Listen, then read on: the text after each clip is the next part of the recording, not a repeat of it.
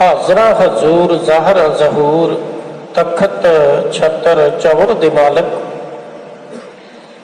साहिब श्री गुरु ग्रंथ साहिब जी महाराज पातशाह जी दी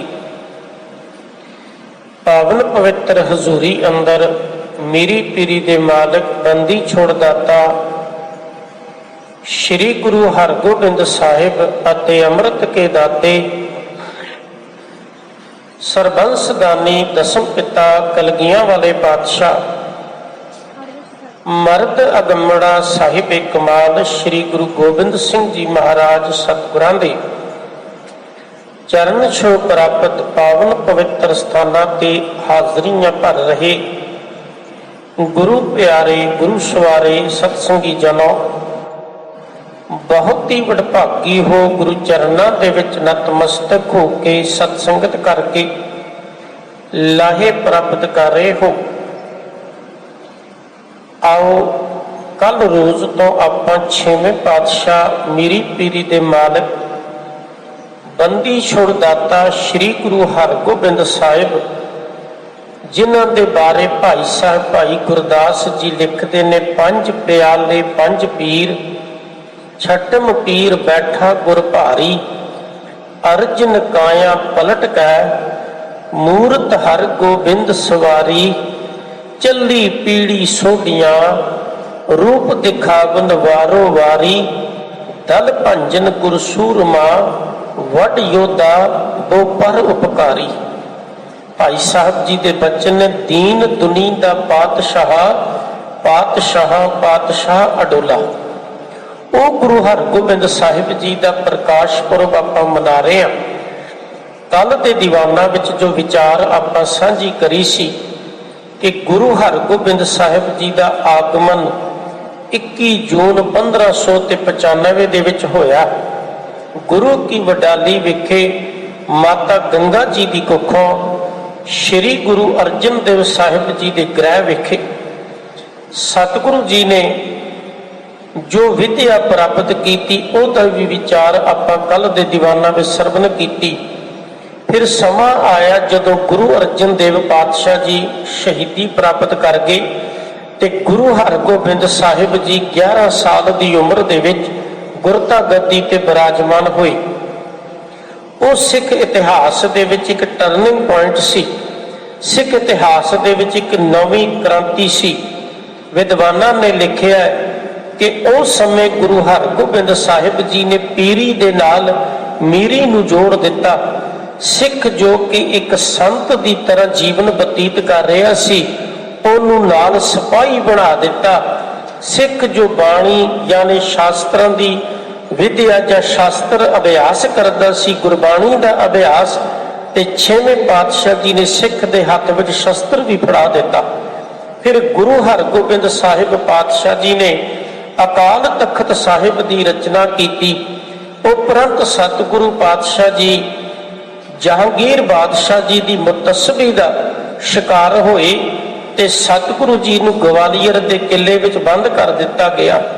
फिर जिवें सतगुरु जी ग्वालियर तो रिहा होके आए, बंदी छोड़ दाता कहलाए, दिल्ली की धरती ते पहुंचे जिथे बादशाह जहांगीर ने उस दुष्ट चंदू ब्राह्मण नूं छेवें पातशाह के हवाले करा दिता, जिस चंदू ने श्री गुरु अर्जन देव महाराज पातशाह जी नूं अनेकों प्रकार के तसीहे दे के शहीद किया सी। हुण इत्थे तक आपां कल प्रसंग सरवण करके आए हाँ। गुरु प्यारिओ, आओ अगे हुण इस प्रसंग नूं तोरदे हां। आप सारियां संगतां लवाओ गुरु चरणों विच हाजरियां। धन श्री गुरु हरगोबिंद साहिब जी महाराज सच्चे पातशाह जी के चरणों का ध्यान करके बड़े प्यार सत्कार दे नाल आखो जी सतनाम श्री वाहेगुरु जी। फिर करो कृपा, आखो जी सतनाम श्री वाहेगुरु जी। जदों धन श्री गुरु हरगोबिंद साहिब जी दिल्ली तो चल के आए, अनेकों रस्तियां पड़ावां तो लंघदे इस धरती जिथे तुसी अज बैठ के नतमस्तक हो रहे हो, इस कटाणा साहिब नगर विच श्री गुरु हरगोबिंद साहिब जी महाराज ने अपने चरण पा के इस धरती नूं पवित्र किया। इत्थों सतगुरु पातशाह जी दुराहे तो होंदे हुए घुड़ाणी पहुंचे, जिथे वो 52 कलियां वाला चोला शोभायमान है, जो चोला पहन के सतगुरु जी ने उन्होंने 52 राजियां नूं ग्वालियर के किले तो रिहा करवाया ते गई बहौड़ बंदी छोड़ निरंकार दुखदारी उन्होंने संगतां ने पुकारिया ते उन्होंने नवाजिया। धन गुरु हरगोबिंद साहिब पातशाह जी फिर जदों अमृतसर की धरती ते पहुंचे ते गुरु कियां संगतां ने सतगुरु जी नूं बहुत जी आया आख्या। सुभावक उस दिन दिवाली का दिन इतिहास लिखदा है ते गुरु प्यारे सारे नगर दे विच दीपमाला की गई। संगतां ने 6वें पातशाह सतगुरु जी का बहुत अदब ते सत्कार किया। सत्कार करन वालियां विच भाई गुरदास जी, बाबा बिधि चंद जी, बाबा बुढ़ा साहिब जी, भाई पिरागा जी वर्गे महापुरुष गुरु के सिख सन।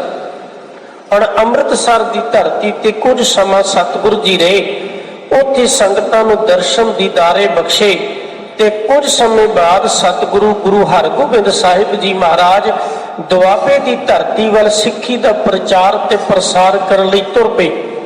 जदों सतगुरु गुरु हरगोबिंद साहिब करतारपुर की धरती, जो कि करतारपुर जलंधर है, इस धरती नूं गुरु अर्जन देव पातशाह जी ने इस नगर नूं वसाया सी। उत्थे सतगुरु पातशाह जी डेरा ला के बैठे ने ते इह गल सारे पासे फैल चुकी सी कि गुरु हरगोबिंद साहिब जी महाराज ने एक बड़ी तगड़ी सेना तैयार की है। वो नौजवानों नूं बड़ा प्यार करते ने, जिहड़े देश वास्ते, धर्म वास्ते, सच वास्ते कुर्बान होने लई तैयार होण। उस समय सतगुरु की हजूरी दे विच कुछ पठान चल के आए। जलंधर दे नेड़े, करतारपुर दे नेड़े एक पिंड है वड्डे मीर। उस पिंड दे कुछ पठान गुरु पातशाह की हजूरी में चल के आए ते सतगुरु जी ने पूछा, हाँ बई दसो। कहन लगे, सच्चे पातशाह असी सुनिया कि तुसी एक फौज तैयार की है, असी तुहाडी फौज दे विच भर्ती होना चाहुंदे हां। उन्हां पठाणां दे विच 14 साल का एक नौजवान सी, जिहदा बड़ा सोहना कद काट सी, बड़ी सोहनी शक्ल सूरत सी। ते सतगुरु जी ने पूछा, ये कौन है? ते उन्हां विचों एक बोलिया, जी ये साडे पिंड दा दोता है, इहदा नाम पैंदे खान है, इहदे माता पिता संसार तो चढ़ाई कर गए ने ते इहनूं नानकियां ने ही पालिया। पातशाह कहन लगे, तू जवाना काहदे लई आया? कहन लगा, दाता मैं भी तुहाडी फौज विच भर्ती होना है। धन गुरु हरगोबिंद साहिब जी उन्हां दी पारखू अख ने पछाणिया ते कहन लगे, ठीक है भाई, इहदे करके असीं तुहानूं भी हुण फौज विच भर्ती करदे हां। वो पैंदे खान नौजवान सतगुरु गुरु हरगोबिंद साहिब जी का बड़ा ही प्यारा सी। हुण इत्थे उहदे जीवन बारे कुछ विचारां करन दा यतन करांगे। पैंदे खान जदों गुरु दरबार विच आया, उहदी खुराक बड़ी सी। जे एक बंदा 4 प्रशादे छकदा सी ते वह 8 छकदा सी। जे किसी जवान नूं 1 किलो घिओ महीने का या 15 दिन का मिलता सी ते उहनूं 2 किलो मिलता सी। यानी कि उहदी खुराक भी बड़ी तगड़ी ते उहदा शरीर भी तगड़ा। देखदे कुछ ही सालां दे विच वो बहुत तगड़ा जवान गभरू हो गया। उहदे मुख ते कुछ दाढ़ी भी फुटाई, मुछां भी फुटाइयां ते जदों उहने पठाणी तरीके नाल दस्तार सजाउणी ते वो बड़ा सुंदर लगना। गुरु हरगोबिंद साहिब जी उहनूं किन्ना प्यार करते सन। मैं आप जी दे चरनां विच बेनती करां कि एक बारी काबल तो एक सिख 4 घोड़े लैके आया। हर एक घोड़े की कीमत तकरीबन 1 लाख रुपया सी। उन्हां दिनां दे विच वो घोड़े लिया के सतगुरु जी नूं भेंट कीते ते सतगुरु गुरु हरगोबिंद साहिब जी ने उन्हां दे विचों एक घोड़ा अपने वड्डे साहिबजादे बाबा गुरदित्ता जी नूं दिता। दूजा घोड़ा सतगुरु पातशाह जी ने अपने लिए रखिया। तीजा घोड़ा सतगुरु पातशाह जी ने पैंदे खान नूं दिता। देखो भावें किन्ने गुरु के सिख उत्ते सन, पर एक घोड़ा जिहड़ा तीजा घोड़ा पैंदे खान नूं दिता ते चौथा घोड़ा गुरु हरगोबिंद साहिब जी ने उस भाई गोपाले नूं दिता जिन्हें कहा सी मैं जपजी साहिब का शुद्ध पाठ सुणावांगा। जदों सतगुरां ने कहा ना एक दिन कि जिहड़ा सानू जपजी साहिब का शुद्ध पाठ सुणावेगा उहनूं असीं मूँह मंगिया इनाम देवांगे। ते ओ गुरु का सिख जदों पाठ सुणाउंदा है, इतिहास लिखदा है कि गुरु हरगोबिंद साहिब जी ओहदे मुखों पाठ सुन के ओहदी एकाग्रता वेख के कहण लगे कि इहदे बदले इहनूं की दईए। फिर सतगुरु जी कहण लगे इहदे बदले गुरता गद्दी ही दिती जा सकती है। सतगुरु पातशाह जी जो अपने सिंघासन तो उतरन ही लगे ते ओहदा जिहड़ी विचार है वो सामने तबेले विच जिहड़ा घोड़ा बनिया सी ओहदे वल चली गई। ते वो भाई गोपाला कहंदा जे गुरु साहिब जी खुश होणगे ते मैं एक घोड़ा मंग लियांगा। फिर वो चौथा घोड़ा जिहड़ा वो सतगुरु गुरु हरगोबिंद साहिब जी ने उस भाई गोपाले नूं दिता। मेरे कहण दा भाव यह है कि गुरु हरगोबिंद साहिब पैंदे खान नूं किन्ना प्यार करते ने कि अपने पुत्र बाबा गुरदित्ता जी वर्गा प्यार उहनूं भी देंदे ने ते अपने पुत्रां तो वध उहनूं पालना पोषणा करते ने। हुण ओहदी इतनी सुंदर पोषणा हुई, ओहदी पालना हुई। इतिहास लिखदा गुरु हरगोबिंद साहिब उहनूं आप घोड़सवारी सिखाउंदे, उहनूं आप तलवारबाजी सिखाउंदे। वो इतना तगड़ा जवान हो गया कि जिहड़ा सिक्का हुंदा ना, सिक्का जिवें 1 रुपये का 5 रुपये का सिक्का ते पहले समय दे विच सोने चांदी जां तांबे दे सिक्के हुंदे सन ते सिक्कियां दे उपर जिहड़े अखर उकरे हुंदे ने, जिवें लिखे हुंदा 1 रुपया 1 रुपी वगैरह, जां अशोका बणिया हुंदा जां उस समय दे बादशाह दे निशान बने हुंदे ने। पैंदे खान की करदा सी कि खब्बी तली ते सिक्का रख के ते सज्जे हाथ दे अंगूठे दे नाल ओहनूं मसल मसल के उस सिक्के ते उकरे हुए अखरां नूं मिटा दिंदा सी। इन्ना बलवान सी। ते जे स्पीड दे विच 2 घोड़े उन्हां दे उपर सवार बड़ी स्पीड दे विच अगों आउंदे होण ते पैंदे खान रस्ते विच खलो के ते दोवां घोड़ियां नूं अगों जाके उन्हां दियां गर्दनां तो फड़ लैंदा ते की मजाल के घोड़े ओनूं टपा के या ओनूं सिट के अगे लंघ सकण। इन्ना वड्डा बली, इन्ना वड्डा बहादुर।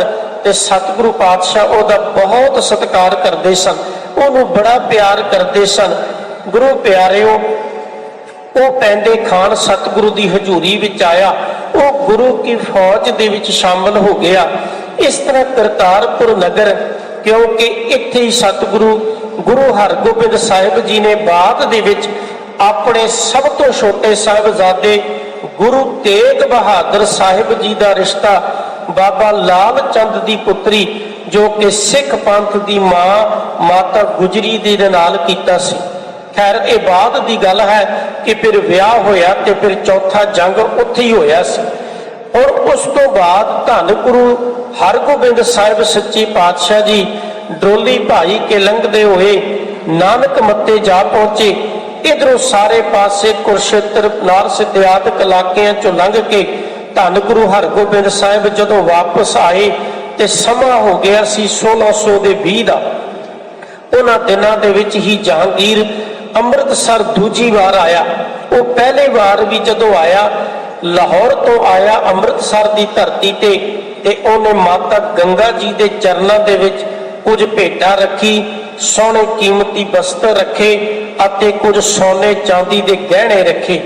माता गंगा जी ने ओदे उस भेटा वाल कोई नजर न मारी ना वेख्या ते बादशाह हाथ जोड़ के कहन लगा, माता जी ये मेरी भेटा प्रवान करो। ते माता जी ने कहा, कदाचित नहीं, असी ये तुहाडी भेटा प्रवान नहीं कर सकते। वो कहन लगा, की गल होई? कहन लगी, अपने अंदर झात मार के वेख, तू साडे पति गुरु अर्जन देव पातशाह जी नूं शहीद कराया। उन्हें कहा, मैं माफी मंगता हाँ। माता जी ने कहा, कहन लगी, एदा लेखा जोखा हुण अकाल पुरख की दरगाह दे विच होवेगा। ठीक है, साडे साहिबजादे श्री हरगोबिंद साहिब जी दे नाल तुहाडा कोई प्रेम बनिया जां इह राजनीतिक संबंध है, पर जो पाप तुसीं कीता है ये कदाचित कदे माफ नहीं किया जा सकता। वो जितनी भेटा सी बादशाह ने चुकी नहीं, वापस नहीं खड़ी, पर माता जी ने कहा ये किसी गरीबां दे विच वंड दिओ, ये असीं प्रवान नहीं करांगे। उस तो बाद जहांगीर ने सतगुरु गुरु हरगोबिंद साहिब जी नूं बेनती की, कहण लगे असीं कश्मीर चले आ, क्योंकि जहांगीर गर्मियां दे मौसम दे विच कश्मीर चलिया जांदा सी। कल भी बेनती करी है कि ओनू दमे की बीमारी सी। उस तो इलावा वो शराब का बड़ा ही ज्यादा शौकीन ते बड़ा ही आदी बन चुकिया सी। तकरीबन 5 तो लैके 6 सेर शराब वो रोज दी पींदा सी ते ओदे शराब पीण दे नाल ओदा जिहड़ा रोग वधदा ही जांदा सी। ते कश्मीर दा जिहड़ी आब हवा है, पौण पानी जिहड़ा है ओनू बड़ा थोड़ा जिहा मुआफक सी, इस करके वो कश्मीर चलिया जांदा। ओने गुरु हरगोबिंद साहिब जी नूं बेनती की कि तुसीं भी साडे नाल चलो। कई इतिहासकारां दा ख्याल है कि जहांगीर गुरु साहिब जी नूं सदा अपने नाल रखना चाहुंदा सी कि किते गुरु हरगोबिंद साहिब जी दी ताकत जोर नाल वध ना जाए, किते इन्हां दी फौज दे विच होर वाधा ना होवे, किते ऐसा समा ना आवे कि ਇਹ ਉਹਦੇ ਵਿਰੁੱਧ ਉੱਠ ਖੜਨ ਤੇ ਉਹਦੇ ਕੋਲ ਤਖਤ ਖੁੱਸ ਜਾਏ। ਉਹਨੂੰ ਇਹ ਵੀ ਡਰ ਸੀ ਤੇ ਹੁਣ ਚਾਹੇ ਜਿਵੇਂ ਮਰਜ਼ੀ ਮੰਨ ਲਈਏ, ਉਹਦੇ ਅੰਦਰ ਦਾ ਡਰ ਮੰਨ ਲਈਏ ਜਾਂ ਅੰਦਰ ਦਾ ਪਿਆਰ ਮੰਨ ਲਈਏ।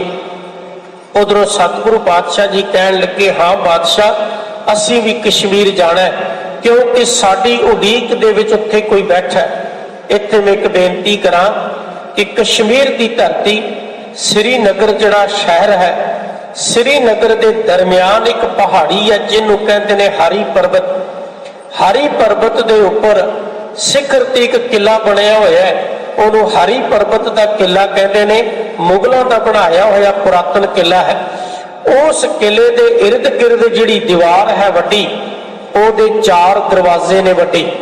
उन्हां 4 दरवाजियां नूं कहा जांदा, एक दरवाजा है काठी दरवाजा, दूजा दरवाजा लाठी दरवाजा, तीजा है बाठी दरवाजा ते चौथा है संगी दरवाजा। ये 4 दरवाजे ने। एक दरवाजा जिहड़ा बाठी दरवाजा है उत्थे शारका देवी का मंदिर है। जिहड़ा लाठी दरवाजा है उत्थे एक मुसलमान सूफी फकीर होया मखदूम साहिब, ओदा बड़ा सत्कार उत्थे ते उन्हां दी मस्जिद है। ते संगी दरवाजा जिहड़े पासे है उस पासे झील ढल जिहड़ी डल झील है ना, वो उस पासे है। ते जिहड़ा काठी दरवाजा है इस पासे एक परिवार रहिंदा है ते उस परिवार दे जिहड़े मैंबर ने जिन्हां दा नाम है भाई सेवा दास, वो है तां ब्राह्मण, उन्हां दी माता का नाम है भाग दई। ते वो जिहड़े सेवा दास ने वो इस तरह रटन करते हुए किते अमृतसर आए सन। अमृतसर आके वो गुरु हरगोबिंद साहिब जी दे उन्होंने दर्शन होए ते बस गुरु साहिब दे सेवक बन गए, वो गुरु के चेले बन गए।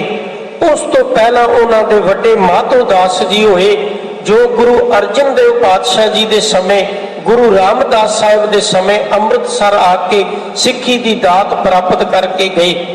हुण सेवादास जदों वापस कश्मीर की धरती ते जांदे ने, अपने घरे जाके उन्होंने अमृत वेले उठना, जपजी साहिब का पाठ करना, सुखमनी साहिब का पाठ करना, सारा दिन उन्होंने सेवा करना, आए गए नूं बड़े प्यार नाल प्रसाद छकाउणा, अपनी किरत विहार करनी, यानी गुरु नानक साहिब दे ओ बचन किरत करो, नाम जपो ते वंड छको, इन्हां बचनां नूं कमाउणा। एक दिन माता ने पूछया, कहन लगी बेटा तुसीं तां पहले मूर्ति की पूजा करते सी, तुसीं तां तिलक लाउंदे सी, जनेऊ पाउंदे सी, इस तरह के धर्म कर्म छड्ड के तुसीं आ किहड़ी कलाम पढ़दे हो, किहड़ी बाणी पढ़दे हो ते आ किहड़ी मर्यादा अपना रहे हो। ते उन्हें कहा माता हुण मैं गुरु नानक के घर का सेवक बन गया, हुण मेरा नाम सेवादास है, वाकई हुण मेरे नाम नूं फल लगे ने ते मैं सतगुरु गुरु हरगोबिंद साहिब दा सिख बन गया।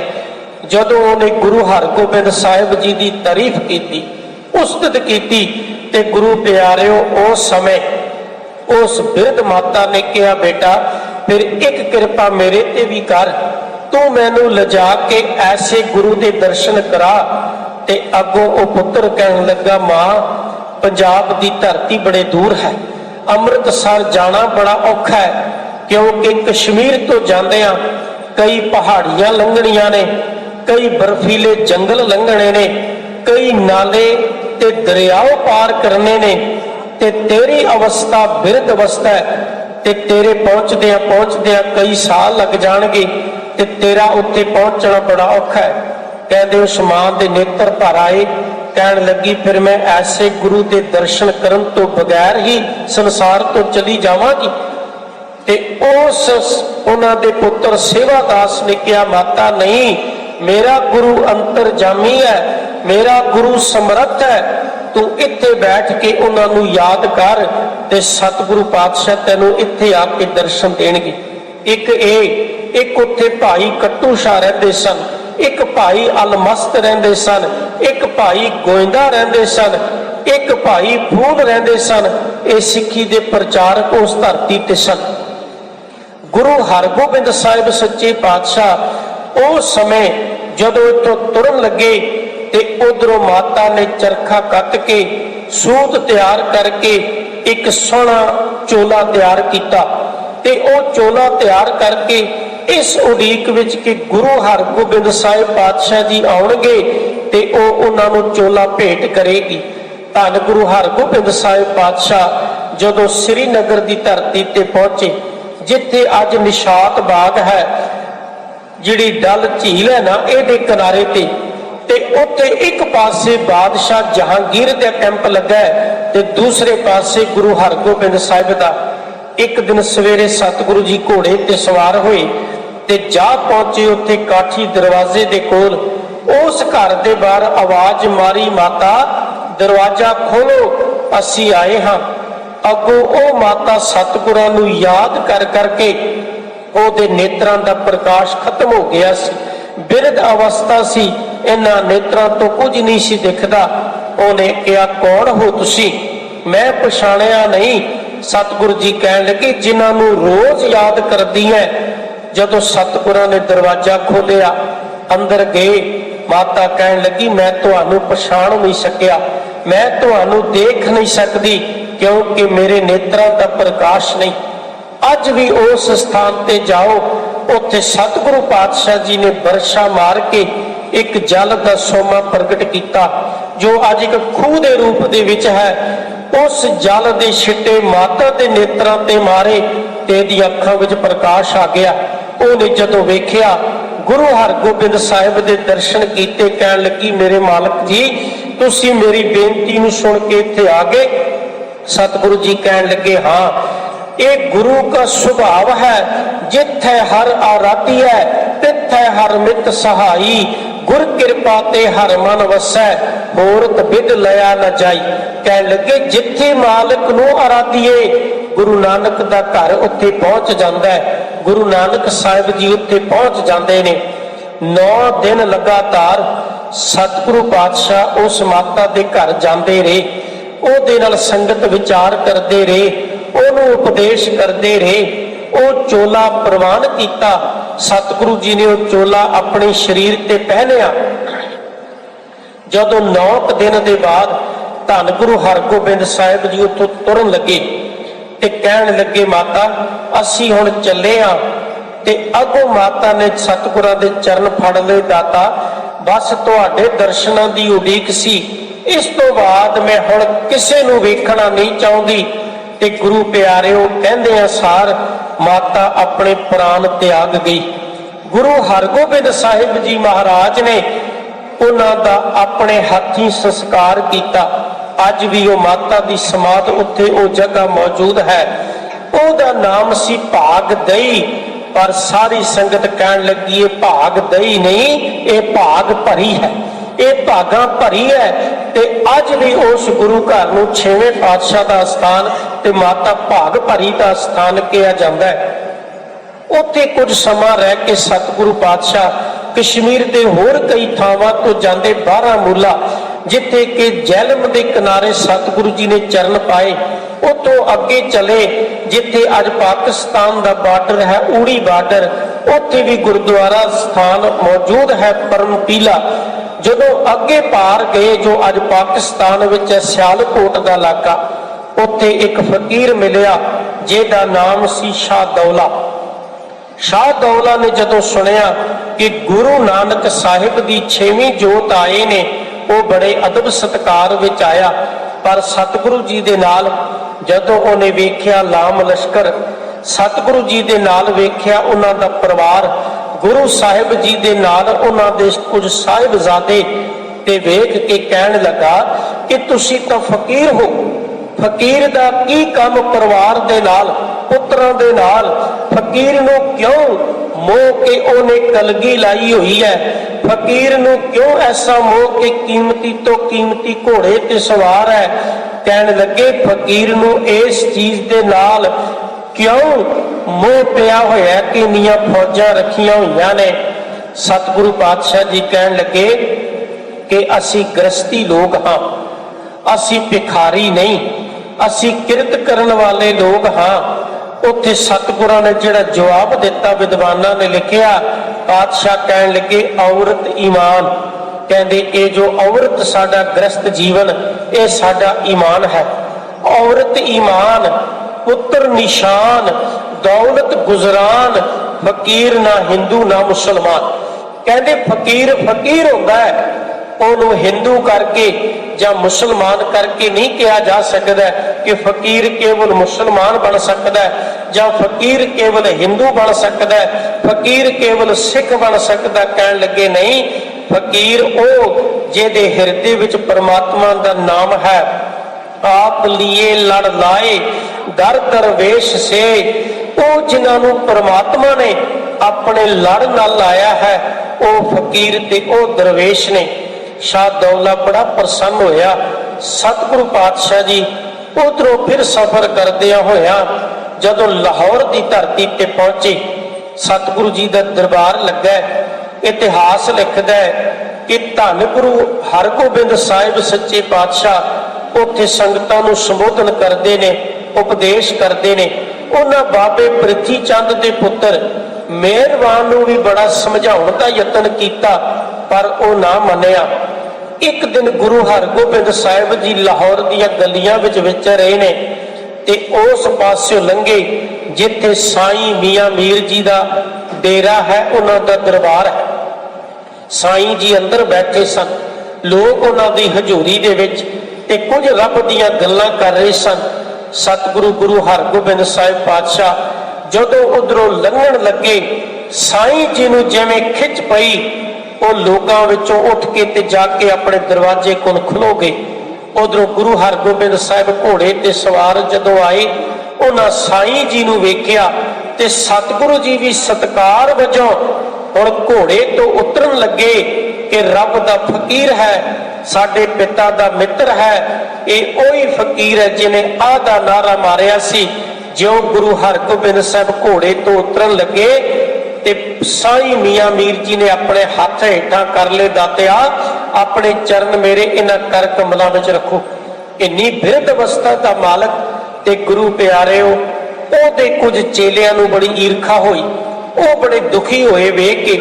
ਜਦੋਂ ਸਤਿਗੁਰੂ ਜੀ ਉੱਤੇ ਕੁਝ ਸਮਾਂ ਬੈਠ ਕੇ ਚਲੇ ਗਏ ਤੇ ਉਹਨਾਂ ਨੇ ਫਿਰ ਪੁੱਛਿਆ, ਕਹਿਣ ਲੱਗੇ ਸਾਈਂ ਜੀ ਅਸੀਂ ਤੁਹਾਨੂੰ ਰੱਬ ਵਰਗਾ ਸਤਿਕਾਰ ਕਰਦੇ ਹਾਂ, ਤੁਸੀਂ ਸਾਡੇ ਵੱਡੇ ਮਹਾਨ ਪੀਰ ਹੋ, ਪਰ ਤੁਸੀਂ ਇੱਕ ਦੂਜੇ ਧਰਮ ਦੇ ਕਾਫਰ ਗੁਰੂ ਦੇ ਤੁਸੀਂ ਚਰਨ ਆਪਣੇ ਪਰਸਨ ਕੀਤੇ ਨੇ, ਉਹਨਾਂ ਦੇ ਚਰਨ ਪਰਸੇ ਨੇ, ਤੇ ਜਾਂ ਤੁਸੀਂ ਉਹਨਾਂ ਦਾ ਇੰਨਾ ਸਤਿਕਾਰ ਕੀਤਾ।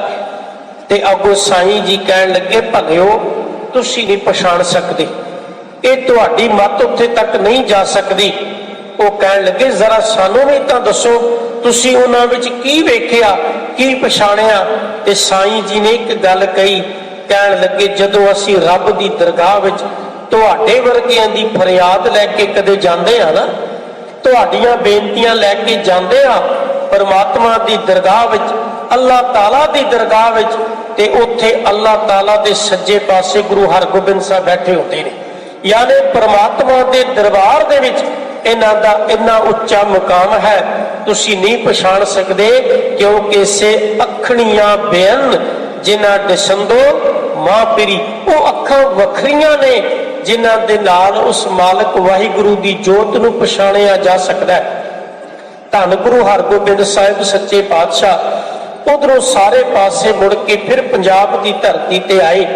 सतगुरु जी के परिवार दे विच वाधा होया। धन गुरु हरगोबिंद साहिब जी ने 3 विआह करवाए, माता नानकी, माता मरवाही ते माता दमोदरी। ये सतगुरु जी के 3 महल ने। पातशाह जी के घर 5 साहिबजादियां का जन्म होया। वड्डे बाबा गुरदित्ता जी, दूजे बाबा सूरजमल जी, तीजे बाबा अणी राय जी, चौथे बाबा अटल राय जी, ਅਤੇ 5ਵੀਂ सी बीबी वीरो, ते सब तो छोटे जिन्हां दा जन्म 1621 विच होया वो धन गुरु तेग बहादुर साहिब। 5 साहिबजादे ने ਅਤੇ 1 पुत्री है। गुरु प्यारिओ ऐसा भाना वापरिया। 9 साल की उम्र के साहिबजादे बाबा अटल, क्योंकि जदों उन्हां दा जन्म होया सी ना, ते उन्हां दे जन्म समय उन्हां दी बड़ी समाधि लगी सी, ते गुरु हरगोबिंद साहिब कहन लगे इन्हां दी अटल समाधि है, ते नाम ही अटल राय रखिया सी।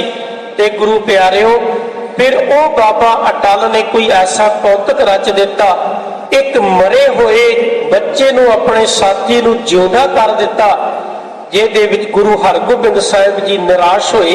कहन लगे एक तलवार, एक म्यान दे विच 2 तलवारां नहीं रह सकदियां। ये गुरु नानक का सिंघासन है, इत्थे 2 शक्तियां नहीं रह सकदियां, जां तुसी रहो जां असी, क्योंकि करामात कहर का नाम है। परमात्मा ने जे उस बच्चे की आयु इन्नी रखी सी, ते तुसी एक करामात क्यों विखाई। ते बाबा अटल राय जी कहन लगे पिता सतगुरु इत्थे तुसी ही रहोगे, मैं नहीं। ते ओ जिथे अज बाबा अटल साहिब गुरुद्वारा साहिब है, गुरु प्यारिओ उस स्थान ते बाबा जी अपने उपर चादर लैके 9 साल की उम्र उन्होंने ते चादर लैके समाधि लाई, ते फिर मुड़ के दोबारा उठे ही नहीं।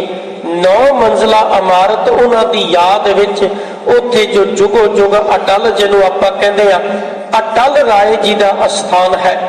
धन गुरु हरगोबिंद साहिब सच्चे पातशाह सिੱਖੀ ਦੇ प्रचार प्रसार ਦੇ ਨਾਲ ਉਹ फौजां भी तैयार कर रहे ने। गुरु प्यारिओ उन्हां दिनां दे विच ही जहांगीर बादशाह कश्मीर गया, क्योंकि हर साल कश्मीर जाता सी। ये समा है तकरीबन 1627 का। कश्मीर की धरती च गया ते उधरों उन्हें पता लगा कि ईरान के बादशाह ने हिंदुस्तान ते हमला कर लिया। वो अपने साथी फौजां लैके वापस आ रहा, ते ओहदा दमे का रोग दिन ब दिन वधदा जा रहा सी। सियालकोट के नेड़े आके वो अत का बीमार हो गया। जिथे अज पाकिस्तान का बार्डर है, भिंबर गली जिन्हों कहते हैं, उत्थे पहुंचदिया उस जहांगीर की मौत हो गई। जहांगीर की मौत तो बाद ओहदा जिहड़ा पुत्र है शाहजादा खुरम, जिहड़ा तख्त ते बैठा, ते उन्हें अपना नाम रखिया शाह जहान। इत्थे मैं एक बेनती तुहाडे चरनां विच करां। गुरु प्यारिओ जिन्हां नूं बादशाहियां मिलियां, जिन्हां नूं परमात्मा वल्लों ये दातां मिलियां ने, उन्होंने अहंकार दे विच आके अपने नाम भी बदल दिते। मैं आप जी दे चरनां विच एक बेनती करां। इस देश का बादशाह होया अकबर, पर ओहदा नाम सी जलालुद्दीन। जलालुद्दीन ने बदल के जदों तख्त ते बैठा ते अपना नाम रखिया अकबर, जिहदा मतलब सी अकबर का मां हुंदा है वड्डा। आपां सुणदे हां जदों मुसलमान लोग अजान देंदे ने, कहंदे अल्लाहू अकबर, यानी परमात्मा वड्डा है। जलालुद्दीन ने अहंकार विच आके अपना नाम रखिया अकबर। जदों ओहदी मौत हुई ते तख्त ते बैठा शहजादा सलीम। सलीम जदों तख्त ते बैठा ते उन्हें अपना नाम रखिया जहांगीर। जहान का मतलब होता है संसार, ते गीर का मतलब है मालिक। उन्हें अपने आप को दुनिया का संसार का मालिक कहाया, यानी अपने आप को मालिक दर्शाया। जदों ओदी मौत होती है ते तख्त ते बैठदा है शाहजादा खुरम, ते शाहजादे खुरम ने तख्त ते बैठदे अपना नाम रख दिता शाहे जहान, यानी ओदा मतलब भी है सारे जहान का शाह, सारे जहान का बादशाह। जदों ओदी मौत होती है तख्त ते बैठदा मुहम्मद मईउद्दीन, ते मईउद्दीन ने अपना नाम रख दिता औरंगजेब। ते औरंग का मतलब होता है तख्त, जेब का मतलब शोभा, यानी उन्हें अपने आप को कहा मैं तख्त की शोभा हाँ। यानी मईउद्दीन ने नाम रखिया अपना औरंगजेब। औरंगजेब की मौत हुई, तख्त ते बैठा शाहजादा मुअज्जम, ते शाहजादे मुअज्जम ने तख्त ते बैठदे अपना नाम रखिया बहादुर शाह, यानी मैं शाह बहादुर हाँ। इस तरह उन्होंने अपने अहंकार को अगे रख के अपने नाम बदले। खैर, जो विचार चल रही सी कि गुरु हरगोबिंद साहिब पातशाह जी के समय जहांगीर की मौत हो गई, तख्त ते बैठ गया शाहजहान, जिहदा नाम शाहजादा खुरम सी। शाहजहान तख्त ते बैठा ते ओ भी अपने पिता वांग थोड़ा मुतसबी सी, ते उन्हें भी यही बीड़ा चुकिया कि इस देश दे विच सिर्फ इस्लाम रहेगा, बाकियां नूं जिन्ना हो सकता दबा के रखो। ਉਹਦੇ ਕੋਲ गुरु हरगोबिंद साहिब जी के बारे ये खबर पहुंचिया कि उन्होंने फौज भी रखी है। उन्होंने ये भी कहा तेरे पिता ने गुरु हरगोबिंद साहिब को ग्वालियर के किले में बंद भी किया सी, पर बाद दे विच उन्हां दी मित्रता हो गई सी। गुरु प्यारे भाणा इस तरह वापरिया, इधरों गुरु के सिंह शिकार खेड रहे सन, उधरों बादशाह के सिपाही शिकार खेड रहे सन। उन्हां दा बाज इधर आया, गुरु के सिखा ने तीर नाल उहनूं जख्मी किया, बाज धरती ते डिग्या। वो बाज सिखा ने अपने कब्जे विच कर लिया, जो कि समय का नियम सी। वो बादशाह के सिपाही आए, कहन लगे शाही बाज है, तुसी वापस करो। सिख कहन लगे असी शिकार किया, असी इहनूं वापस नहीं कर सकते। बादशाह दे कोल अगलियां ने जाके फरियाद की, कहन लगे अज इन्हां ने बाज नूं हथ पाया, बादशाह कल ये तेरे ताज नूं हथ पाउणगे। बादशाह नूं इतना मजबूर किया कि उन्हें अपने एक जरनैल मुखलिस खान नूं 7000 फौज दे के भेज दिता। यह समा है 1628 का। उस समय गुरु हरगोबिंद साहिब पातशाह जी की पुत्री बीबी वीरो के ब्याह दीयां तैयारियां चल रही सन। उन्हां दा आनंद कारज होना सी ते उधरों पठान फौजा ने मुगल सेना ने हमला कर दिता। गुरु हरगोबिंद साहिब जी ने जो अमृतसर की धरती ते लोहगढ़ का किला तैयार किया सी, अमृतसर की रखवाली वास्ते उत्थे गुरु की फौजा जा पहुंचिया। बहुत भारी युद्ध होया ते उस युद्ध दे विच मुगल सेना की 7000 सेना का मुकाबला करदिया जिहड़ा सब तो पहला सिख शहीद होया, उन्हां दा नाम सी भाई बलू। सिख इतिहास का पहला शहीद है भाई तारू पोपट। इत्थे मैं तुहानूं बेनती करा, भाई तारू पोपट गुरु नानक साहिब का सिख होया। किसे सड़ रहे परिवार, किसे घर नूं अग लगी हुई सी, उस परिवार नूं बचाउंदे होया वो भाई तारू पोपट उत्थे आप जल गए सन। ते गुरु नानक साहिब जी ने कहा सी पर उपकार लई मरिया, ये शहीद हो गया। पहला सिख इतिहास का शहीद भाई तारू पोपट ਅਤੇ मैदान जंग विच लड़न वाला ते लड़ के शहीद होने वाला भाई बल्लू। ये भाई बल्लू अगे चल के इन्हां दा इतिहास आवेगा। भाई मनी सिंह जी दे वड्डे वडेरे सन ते गुरु प्यारेओ उस जंग विच पैंदे खान ने बड़ा जोर विखाया। बाबा बीती चंद छीना गुरु का सीना, उन्होंने बड़े जोहर दिखाए। भाई पिरागा, भाई पैड़ा अते आदि होर भाई निहाला, भाई तोता, गुरु के सिखा ने बड़ी बहादुरी के नाल युद्ध लड़िया ते मुगल सेना बहुत सारे मारे गए। अखीर ते मैदान छड्ड के भज गए। 2 दिन ये लड़ाई चलती रही। सतगुरु जी ने लक्कड़ की तोप चलाई सी उत्थे। अज भी उस किले विच उस स्थान ते वो तोप मौजूद है। सतगुरु पातशाह जी की जित हुई। ये पहला युद्ध अमृतसर का जां पिपली साहिब का युद्ध भी इहनूं कहा जाता है। ये गुरु हरगोबिंद साहिब जी ने जितया। सिख इतिहास का यह पहला जंग सी। अज मेरी अते पीरी नूं सतगुरु जी ने इकट्ठा करके सिख नूं जीवन की जांच दस दी। उन्हां समयां फिर बीबी जी का बीबी वीरो का विआह ਝਬਾਲ की धरती ते होया सी। कुछ समा इस तरह लंघिया। मुगल सेना ते मुगल बादशाह के धर्म मन के अंदर गुरु घर के प्रति नफरत वधी गई। उन्होंने बड़ी नमोशी हुई, उन्होंने बड़ी बेइज्जती हुई। एक फकीर तो असी जंग हार गए, थोड़े जे सिखा को साडी शाही सेना हार गई। उन्होंने दोबारा तैयारी की। उधरों चंदू की मौत हो गई सी ते ओदा पुत्र जिहदा नाम है करमचंद, ते होर कुछ दुष्ट आत्मावां मिलियां जिन्हां ने गुरु हरगोबिंद पातशाह सतगुरां दे विरुद्ध बादशाह दे कोल फिर शिकायतां कीतियां। वो फौजां लैके आ गए। अब्दुल खान फौज दा जरनैल ते सतगुरु उन्हां दिनां विच श्री हरगोबिंदपुर दे विच ने। उन्होंने आण घेरा पाया। उत्थे गहगच लड़ाई हुई, पर उस लड़ाई दे विच पैंदे खान नहीं, क्योंकि गुरु प्यारिओ उन्हां दिनां विच जदों पैंदे खान कहण लगा कि मैं भारी युद्ध लड़िया, उन्हें सिखां विच किते कह दिता कि जे अज मैं ना लड़दा ते गुरु हरगोबिंद साहिब जंग ना जितदे। सतगुरु जी ने कह दिता कि पैंदे खान तू जा, तेरी पुत्री का विआह है, तू अपनी पुत्री का विआह करा के आ जा। जदों असीं तैनूं बुलावांगे उदों आई। वो चलिया गया। इधरों दूजा जंग हो गया। पैंदे खान तो बगैर ही वो जंग गुरु के सिखा ने जित लिया। उधरों पैंदे खान इन्ना चिर नहीं मुड़िया। ये समा है 1629 का, अगले साल ही फिर तीजा जंग हुंदा 1631 दे विच। ये जंग महराज की धरती ते मालवे की धरती ते होंदा है ते उस फौज दे विच लल्ला बेग, पैंदे खान इत्यादि जरनैल आउंदे ने।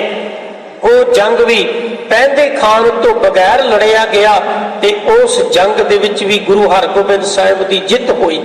गुरु प्यारिओ उन्हां दिनां विच ही फिर 1634 का समा आ गया। ये जंगां दे विच 6-7 साल का समा लंघ गया। गुरु की फौज दे विच वाधा हुंदा गया। सतगुरु जी दियां वडियाइयां वेख के, जित्तां वेख के देश कौम ते धर्म तो लड़न वाले, रखिया करन वाले, देश दे नाल प्यार करन वाले हुम हमा के सतगुरु जी की सेना विच आके ते भर्ती हुंदे ने। उन्हां दिनां विच धन गुरु तेग बहादुर साहिब जी का विआह होया। इत्थे मैं एक बेनती करां, अज दे लोग जिहड़े दाज दे पिछे लोकां दीयां धीआं नूं साड़ देंदे ने, वो दुष्ट लोग जिहड़े ये नहीं वेखदे थोड़ी जी चीज़ वास्ते, वो जे रब ही वस्तुआं बख्शे तां बंदा रजदा है, नहीं तां भावें संसार दे सारे पदार्थ होण बंदा कदे रज नहीं सकदा। एक बेनती होर कि भावें सारे संसार दे पदार्थ कोल होण, पर अखीर ते खाली हाथी संसार तो जाना है। इत्थे बेनती करां, जदों गुरु तेग बहादुर साहिब जी का विआह होया ते माता गुजरी जी दे जिहड़े पिता ने बाबा लाल चंद, वो जदों आए, जदों डोला तुरन लगा तकरीबन 7 दिन उत्थे करतारपुर की धरती ते सारी बरात रही। बड़ी संगत रही, बड़ी संगत होती रही, बड़ी रौनक लगी, जिवें कहिए बड़ियां खुशियां मनाइया गईयां। सतगुरु जी के सब तो छोटे साहिबजादे का विआह होया।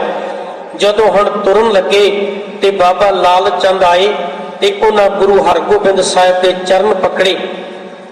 सतगुरु जी ने उन्होंने उठाल के बाहों ते अपनी गलवकड़ी विच लिया। कहन लगे, लाल चंद जी तुसी सिख हो पर तुसी साडे कुड़म भी हो, तुसी साडे बराबर खड़े हो। वो कहन लगा, पातशाह चाहे मैं जो हाँ पर हाँ तुहाडे चरनां दा सेवक, ते मेरी एक बेनती प्रवान करो। पातशाह कहन लगे, दसो। कहन लगा, दाता मेरे कोलों सेवा करदियां जे कोई भुल हो गई होवे ते मैनूं खिमा करियो। दूजी गल, मेरे कोल कोई धन पदार्थ नहीं, मेरे कोल कोई ऐसिया वस्तुआं नहीं जो मैं अपनी पुत्री नूं दाज विच दे सकां। इस करके ये मेरी जिहड़ी धी है, ये मेरी पुत्री, इहनूं तुसीं अपने घर दी सेवक बनाओ, ये तुहाडे घर दा शिंगार बने, ये तुहाडी भी आसीस ते मेरी भी आसीस रहेगी, पर मेरे कोल होर देण लई इहदे तो इलावा कुछ नहीं। उत्थे गुरु हरगोबिंद साहिब पातशाह ने जिहड़े बचन कीते सन, विद्वानां ने उन्हां बचनां नूं अंकित कीता। कहण लगे पातशाह, जिन तनुजा अपनी दीनन तिन पाछे क्या रख लीन। कहण लगे लाल चंद जी, जिन्हां ने अपनी पुत्री अपने जिगर का टुकड़ा धी ही दे दिती है, उन्होंने पिछे रखिया की है, उन्होंने पल्ले रहा की है। इस करके तुसी चिंता ना करो, ये जिहड़ी तुहाडी धी है, पुत्री है, आउण वाले समय देखियो इन्हें ओ इतिहास रचना है। एक धी बन के, एक पत्नी बन के, एक नूह बन के, एक मां बन के अते एक दादी बन के जिहड़ा इतिहास इन्हें रचना, ओदी मिसाल किते दुनिया विच नहीं मिलेगी। ते गुरमुखो अज भी वेखिए माता गुजरी जी का इतिहास है। कोई इहो जी औरत जिहदे पति का कला सीस आया होवे दिल्ली तो, ते गुरु प्यारिओ शरीर का संस्कार दिल्ली विच होया होवे, ते पति का कला सीस भाई जैता लैके आया होवे, ते उस औरत ते की गुजरी होवेगी। आते ओ माता गुजरी जदों आनंदपुर साहिब छड्डिया, जदों गुरु गोबिंद सिंह साहिब ते इन्ने कष्ट आए, जदों छोटे साहिबजादे शहीद होए, तो उस मां का धन जिगर है। ते गुरु हरगोबिंद साहिब पातशाह ने कहा सी, जो इतिहास इन्हें रचना ओदी दुनिया विच मिसाल नहीं मिलेगी। गुरु प्यारिओ, विआह के कुछ समय बाद उत्थे सतगुरु पातशाह जी ने बसेरा किया, ते उन्हां दिनां दे विच पैंदे खान जदों आया गुरु की हजूरी विच, कहण लगा पातशाह तुसी दो जंगां लड़ भी बैठे ते जित्तां भी प्राप्त कर लईआं, मैनू याद ही नहीं कीता। जे मैनू याद करदे मैं तां मुगलां दी इट नाल इट खड़का देंदा। पातशाह कहण लगे कि भाई जंग अपने बाहां दे जोर नाल जित्तिया जांदा है, ये साडी फौज खालसा फौज, ये साडे प्यारे सिख, ये किसे कोलों घट नहीं। गुरु प्यारिओ, उन्हां दिनां विच घटना वापरी। की घटना वापरी कि सतगुरु पातशाह जी ने जिहड़ी बेनती मैं करी सी घोड़े की गल, वो घोड़ा भी दिता पैंदे खान नूं, ते एक बाज भी दिता, एक शाही पोशाक भी दिती, ते कहा कि पैंदे खान जदों भी तू इधर साडे कोल आवे ना, ते ये जिहड़ी पोशाक है पहन के आया कर, घोड़े ते सवार होके आया कर, ते बाज भी तेरे कोल होवे, ये शस्त्र भी तेरे कोल होण। कहंदा सत बचन। वो जदों घर लैके गया, ओदी जिहड़ी धी जवान हो चुकी सी, ओदा ब्याह हो गया। ओदा जिहड़ा जवाई है वो एक दिन घोड़े ते चढ़ के शिकार खेडण चलिया गया, ओही शस्त्र लैके, ओही बाज लैके ओनू पैंदे खान कहण लगा, ये मेरे गुरु की निशानी है, तू इन्हां नूं वरतिया ना कर। वो गुस्से हो गया, वो कहण लगा मैं तां तुहाडी धी छड्ड के चले जाना, जां मैं तां खुदकशी कर लैनी है। घर दे विच बड़ा झगड़ा पैदा हो गया। अखीर ते पैंदे खान अपनी घरवाली अपनी धी जवाई दे हथों इतना मजबूर हो गया कि वो सारिया वस्तुओं ने अपने जवाई को दित्तियां। शर्म का मारिया वो गुरु के दरबार विच कई दिन ना आया, कई दिन लंघ गए। जदों ना आया, क्योंकि जदों ओदी पुत्री का जन्म होया सी ना, ते उन्हें आके सतगुरां नूं बेनती करी, पातशाह किरपा हो गई है, घर धी आ गई।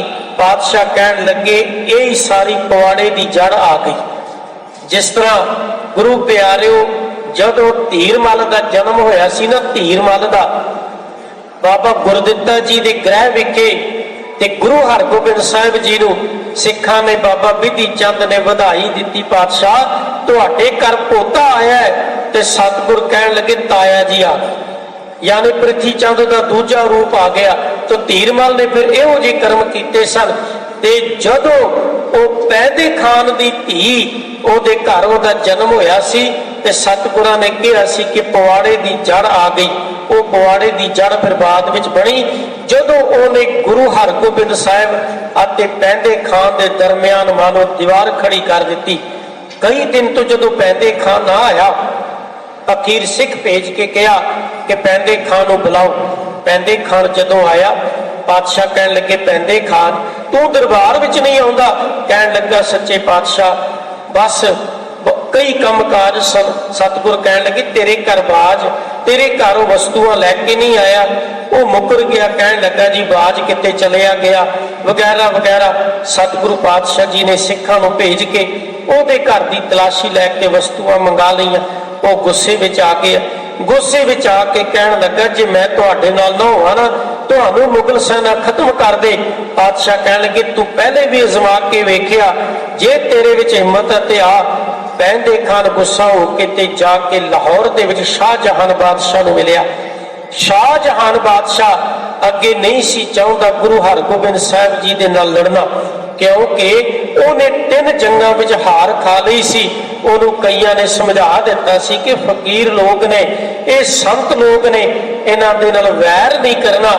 ਪਰ ਪੈਂਦੇ ਖਾਨ ਨੇ ਕਿਹਾ, ਮੇਰੀ ਜ਼ਿੰਮੇਵਾਰੀ ਹੈ ਕਿ ਮੈਂ ਗੁਰੂ ਹਰਗੋਬਿੰਦ ਸਾਹਿਬ ਨੂੰ ਘੋੜੇ ਸਮੇਤ ਚੁੱਕ ਕੇ ਲਿਆਵਾਂਗਾ।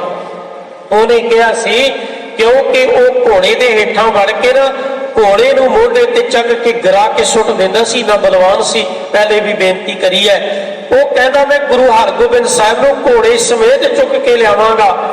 ਇਤਿਹਾਸ ਵਿੱਚ ਲਿਖਿਆ 70,000 ਦੇ ਕਰੀਬ ਸੈਨਾ ਲੈ ਕੇ ਉਹਦੇ ਨਾਲ ਅਲਫ ਖਾਨ, ਕਾਲੇ ਖਾਨ ਇਤਿਆਦਿਕ ਕਈ ਜਰਨੈਲ ਆਏ ਤੇ ਕਰਤਾਰਪੁਰ ਦੀ ਧਰਤੀ ਤੇ ਆਣ ਉਹਨਾਂ ਹਮਲਾ ਕੀਤਾ। ਫਿਰ ਉਸ ਜੰਗ ਵਿੱਚ ਬਾਬਾ ਬਿਧੀ ਚੰਦ ਵੀ ਲੜੇ। ਗੁਰੂ ਤੇਗ ਬਹਾਦਰ ਸਾਹਿਬ, ਜਿਨ੍ਹਾਂ ਦੇ ਬਾਰੇ ਕਹਿੰਦੇ ਨੇ ਸਤਿਗੁਰਾਂ ਨੇ ਉਹਨਾਂ ਦਾ ਨਾਮ ਰੱਖਿਆ ਸੀ ਤਿਆਗਮਲ, ਪਰ ਇਸ ਜੰਗ ਵਿੱਚ ਜਦੋਂ ਲੜੇ, ਕਹਿਣ ਲੱਗੇ ਤੇਗ ਬਹਾਦਰ ਨੇ। ਗੁਰੂ ਪਿਆਰੇ ਉਸ ਜੰਗ ਵਿੱਚ ਬਾਬਾ ਗੁਰਦਿੱਤਾ ਜੀ ਨੇ ਬੜੇ ਜੌਹਰ ਦਿਖਾਏ, ਬੜੀ ਬਹਾਦਰੀ ਨਾਲ ਲੜੇ। ਅਖੀਰ ਤੇ ਫਿਰ ਮੁਗਲ ਸੈਨਾ ਦੀ ਹਾਰ ਹੋਈ। ਆਮੋ ਸਾਹਮਣੇ ਗੁਰੂ ਹਰਗੋਬਿੰਦ ਸਾਹਿਬ ਤੇ ਪੈਂਦੇ ਖਾਨ ਆ ਗਏ। ਸਤਿਗੁਰੂ ਜੀ ਦੇ ਪਾਤਸ਼ਾਹ ਜੀ ਨੇ ਕਿਹਾ, ਪੈਂਦੇ ਖਾਨ ਤੂੰ ਸਾਡਾ ਹੀ ਸਿਖਾਲੇ ਹੈ, ਸਾਡਾ ਹੀ ਬੱਚਾ ਹੈ, ਹੁਣ ਆਇਆ ਹੈ ਤੇ ਪਹਿਲੇ ਤੂੰ ਵਾਰ ਕਰ ਲੈ। ਉਹਨੇ 3 ਵਾਰ ਕੀਤੇ, 3 ਦੇ 3 ਹੀ ਖਾਲੀ ਗਏ। ਚੌਥੀ ਵਾਰ ਜਦੋਂ ਨਿਕਲਣ ਲੱਗਾ, ਪਾਤਸ਼ਾਹ ਕਹਿੰਦੇ ਹੁਣ ਪਠਾਨ ਦਾ ਕੰਮ ਨਹੀਂ, ਮੈਦਾਨ ਛੱਡ ਕੇ ਭੱਜਣਾ। ਸਤਿਗੁਰਾਂ ਨੇ ਕੱਢੀ ਕਿਰਪਾਨ, ਕਹਿਣ ਲੱਗੇ, ਵਾਰ ਇੰਜ ਨਹੀਂ, ਇੰਜ ਕਰੀਦਾ। ਮੋਹਸਿਨ ਖਾਨੀ ਲਿਖਦਾ, ਕਹਿੰਦਾ ਗੁਰੂ ਹਰਗੋਬਿੰਦ ਸਾਹਿਬ ਜੀ ਉਹ ਮਹਾਨ ਗੁਰੂ ਨੇ ਜਿਹੜੇ ਦੁਸ਼ਮਣ ਨੂੰ ਵੀ ਸਿਖਾ ਦਿੰਦੇ ਨੇ ਕਿ ਇੰਜ ਲੜੀਦਾ ਹੁੰਦਾ ਮੈਦਾਨ ਜੰਗ ਦੇ ਵਿੱਚ। ਤੇ ਜਦੋਂ ਉਹਦੇ ਉੱਪਰ ਵਾਰ ਕੀਤਾ ਤੇ ਉਹਦੇ ਮੋਢੇ ਤੇ ਵਾਰ ਐਸਾ ਲੱਗਾ ਜਿਵੇਂ ਕੋਈ ਜਨੇਊ ਪਾਉਂਦਾ ਨਾ, ਜਾਂ ਆਪਾਂ ਕਿਰਪਾਨ ਦਾ ਗਾਤਰਾ ਜਿਸ ਤਰੀਕੇ ਨਾਲ, ਇਸ ਤਰੀਕੇ ਦੇ ਨਾਲ ਉਹਦੇ 2 ਟੁਕੜੇ ਕਰ ਦਿੱਤੇ। ਉਹ ਧਰਤੀ ਤੇ ਡਿੱਗਿਆ। ਉਹਦੇ ਮੂੰਹੋਂ ਨਿਕਲਿਆ, ਹਾਏ ਅਮਾ, ਯਾਨੀ ਉਹਨੇ ਆਪਣੀ ਮਾਂ ਨੂੰ ਯਾਦ ਕੀਤਾ। ਤੇ ਸਤਿਗੁਰ ਕਹਿਣ ਲੱਗੇ, ਓਏ ਇਹ ਅਮਾ ਨੂੰ ਯਾਦ ਕਰਨ ਦਾ ਸਮਾਂ ਨਹੀਂ, ਹਾਏ ਅੱਲਾਹ ਕਹਿ, ਆਪਣੇ ਖੁਦਾ ਨੂੰ ਯਾਦ ਕਰ। ਸਤਿਗੁਰੂ ਜੀ ਨੇ ਆਪਣੀ ਢਾਲ ਦੇ ਨਾਲ ਉਹਨੂੰ ਛਾਂ ਕੀਤੀ, ਕਿਉਂਕਿ ਉਹਦੇ ਚਿਹਰੇ ਤੇ ਧੁੱਪ ਪੈ ਰਹੀ ਸੀ। ਜਦੋਂ ਛਾਂ ਕੀਤੀ ਤੇ ਕਹਿਣ ਲੱਗੇ, ਹੁਣ ਕਲਮਾ ਪੜ੍ਹ, ਤੇਰਾ ਅੰਤਮ ਸਮਾਂ ਆਇਆ, ਕਿਉਂਕਿ ਤੂੰ ਮੁਸਲਮਾਨ ਹੈ, ਕਲਮਾ ਪੜ੍ਹ। ਤੂੰ ਭਾਵੇਂ ਸਾਡੇ ਕੋਰੇ, ਅਸੀਂ ਤੇਰਾ ਧਰਮ ਤਬਦੀਲ ਨਹੀਂ ਕੀਤਾ। ਇਹ ਗੁਰੂ ਨਾਨਕ ਦੇ ਘਰ ਦੀ ਵਡਿਆਈ ਹੈ। ਕਹਿਣ ਲੱਗਾ, ਪਾਤਸ਼ਾਹ ਤੁਹਾਡੀ ਕਿਰਪਾਨ ਹੀ ਮੇਰੇ ਲਈ ਕਲਮਾ ਹੈ, ਤੁਸੀਂ ਕਿਰਪਾਨ ਨਾਲ ਮੇਰਾ ਅੰਤ ਕਰ ਦਿੱਤਾ। ਮੇਰਾ ਕਲਮਾ ਤੇ ਉਦੋਂ ਹੀ ਪੜਿਆ ਗਿਆ। ਪੈਂਦੇ ਖਾਨ ਦੀ ਮੌਤ ਹੋ ਗਈ, ਮੁਗਲ ਸੈਨਾ ਭੱਜ ਗਈ। ਕੁਝ ਸਮਾਂ ਕਰਤਾਰਪੁਰ ਰਹਿ ਕੇ ਸਤਿਗੁਰੂ ਪਾਤਸ਼ਾਹ ਜੀ ਫਿਰ ਕੀਰਤਪੁਰ ਸਾਹਿਬ ਦੀ ਧਰਤੀ ਤੇ ਚਲੇ ਗਏ। ਕੁਝ ਸਮਾਂ ਉੱਥੇ ਰਹੇ। ਸਤਿਗੁਰੂ ਜੀ ਨੇ ਆਪਣੇ ਪੋਤੇ ਸ਼੍ਰੀ ਗੁਰੂ ਹਰਿਰਾਏ ਸਾਹਿਬ ਜੀ ਨੂੰ, ਜੋ ਕਿ ਬਾਬਾ ਗੁਰਦਿੱਤਾ ਜੀ ਦੇ ਛੋਟੇ ਸਾਹਿਬਜ਼ਾਦੇ ਸਨ, ਉਹਨਾਂ ਨੂੰ ਗੁਰਤਾ ਗੱਦੀ ਬਖਸ਼ੀ। ਗੁਰੂ ਹਰਿਰਾਏ ਸਾਹਿਬ ਦੀ ਉਮਰ ਉਸ ਸਮੇਂ ਸੀ 14 ਸਾਲ ਤੇ ਧੰਨ ਗੁਰੂ ਹਰਗੋਬਿੰਦ ਸਾਹਿਬ ਜੀ ਦੀ ਉਮਰ ਸੀ 49 ਸਾਲ। ਤੇ ਸਤਿਗੁਰੂ ਗੁਰੂ ਹਰਗੋਬਿੰਦ ਸਾਹਿਬ ਜੀ ਨੇ ਗੁਰੂ ਹਰਿਰਾਏ ਸਾਹਿਬ ਜੀ ਨੂੰ ਗੁਰਤਾ ਗੱਦੀ ਬਖਸ਼ੀ ਤੇ ਆਪ ਜੋਤੀ ਜੋਤ ਸਮਾ ਕੇ। ਉਹ ਧੰਨ ਗੁਰੂ ਹਰਗੋਬਿੰਦ ਸਾਹਿਬ ਸੱਚੇ ਪਾਤਸ਼ਾਹ, ਜਿਨ੍ਹਾਂ ਦਾ ਜੀਵਨ ਬਹੁਤ ਵੱਡਾ ਇਤਿਹਾਸ ਹੈ। ਆਪਾਂ ਸਮੇਂ ਨੂੰ ਮੁੱਖ ਰੱਖਦੇ ਹਾਂ। ਪਿਛਲੇ 2 ਦਿਨਾਂ ਤੋਂ विचार करने का यत्न किया। विचारा करदियां होइयां बेअंत भुलां दी खिमा आओ आपां एक जयकारे दे राहीं गुरु के परिवार नूं, गुरु कीआं संगतां नूं, खालसा पंथ नूं गुरपुरब की लख लख बधाई देंदे आ। आओ दास जयकारा बुलावेगा, आप सारी संगत ने जयकारा बुलाना जी। बोले सोनिहाल। वाहिगुरु जी का खालसा, वाहिगुरु जी की फतेह। हे गोबिंद हे गोपाल हे दयाल लाल, प्राणनाथ अनाथ सखे दीन